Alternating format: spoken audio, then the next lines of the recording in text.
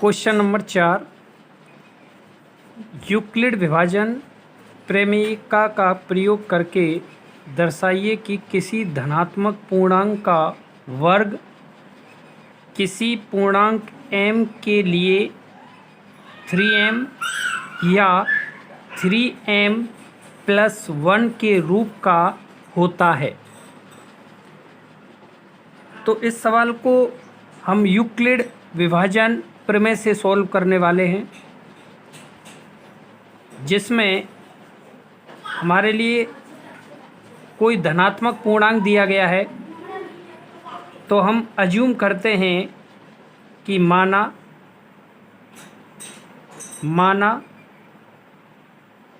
ए एक धनात्मक पूर्णांक है,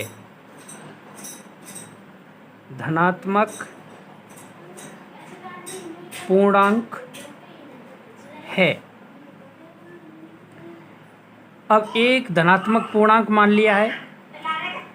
पिछली बार जब मैं बता चुका था कि m का मान b का मान, b जिसे भाजक बोलते हैं, भाजक का मान जो m का गुणज होता है वही किसका मान होता है, b का मान। तो यहाँ पर b का मान कितना है, b का मान है 3, यानी कि भाजक क्या है 3। पहले भी बता चुका था पहले क्वेश्चन में कि m का जो गुणज होता है वही b का मान होता है। यहाँ पर b का मान कितना है 3, तो b का मान हो गया 3। ए हमने एक धनात्मक पूर्णांक माना है। अब हम प्रयोग करते हैं यूक्लिड विभाजन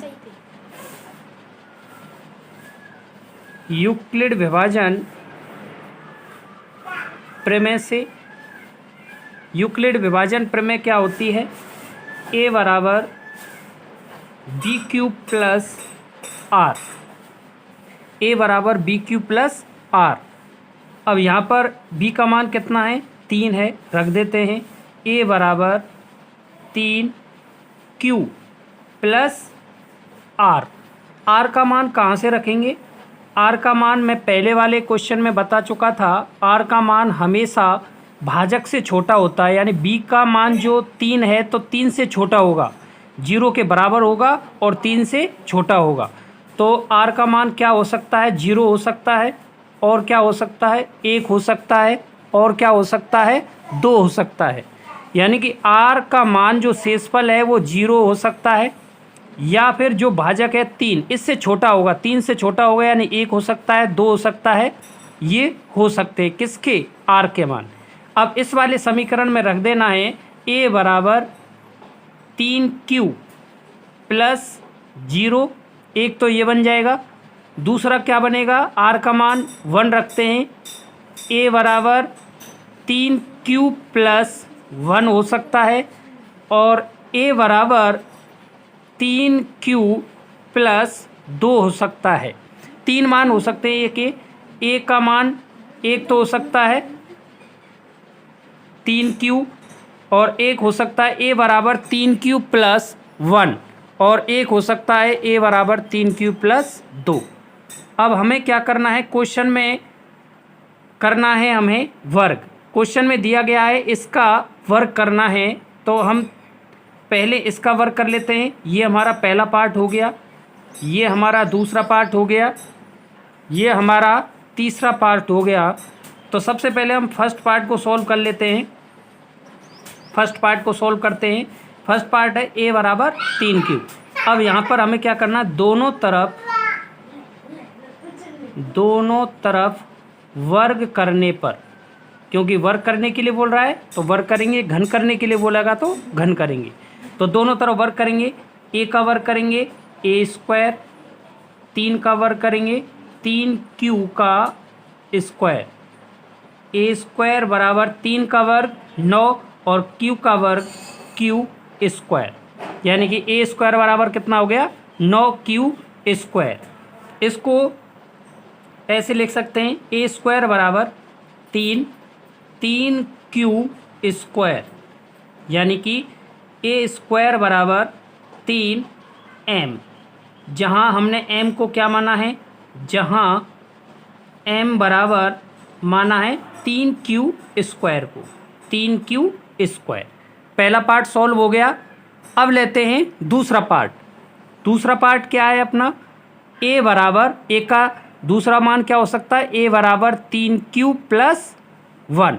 ये ए के संभावित मान है, ये संभावित मान है, ये भी संभावित मान है और ये भी संभावित मान है। तो ए बराबर 3q प्लस 1 वही वर्क करने के लिए बोल रहा है। दोबारा से वर्क करेंगे, दोनों तरफ वर्क करेंगे। ए का वर्क करेंगे, ए का वर्क किया ए स्क्वायर, इधर वर्क करेंगे 3q प्लस 1 का स्क्वायर।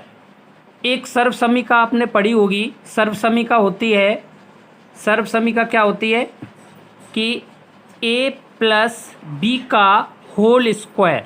इसको खोलते हैं, a का स्क्वायर प्लस b का स्क्वायर प्लस 2ab। ये हमने पढ़ी है सर्वसमीका। a प्लस बी का होल स्क्वायर करना है तो a square plus B square plus 2ab। इसी प्रकार से इसमें खोल लेते हैं, a स्क्वायर बराबर a का square 9q square plus v का स्क्वायर 1 का वर्ग प्लस 2ab। 2a का मान कितना 3q, b का मान कितना 1। इसको सॉल्व कर लेते हैं, a स्क्वायर बराबर 9q स्क्वायर प्लस 1 का वर्ग 1 प्लस 3 दूनी 6, 6q, ये आ गया। इसको ऐसे लिख सकते हैं, a स्क्वायर बराबर 9q square plus 6q plus 1।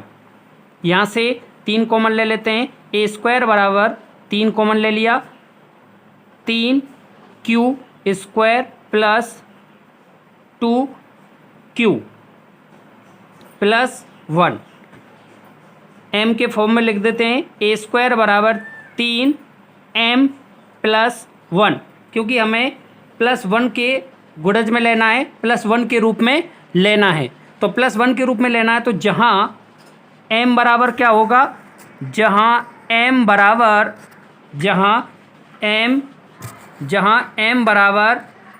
जहाँ m बराबर 3q स्क्वायर प्लस 2q, ये m का मान रख दिया हमने, ये पूरा m का मान है। तीसरा पार्ट है अपना, a का संभावित तीसरा मान क्या होगा, a बराबर 3q प्लस 2।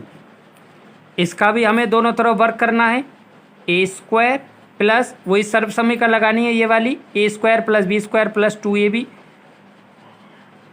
3 का वर्ग कितना 9q स्क्वायर, 2 का वर्ग कितना 4, 2ab, 2 इंटू 3q इंटू 2।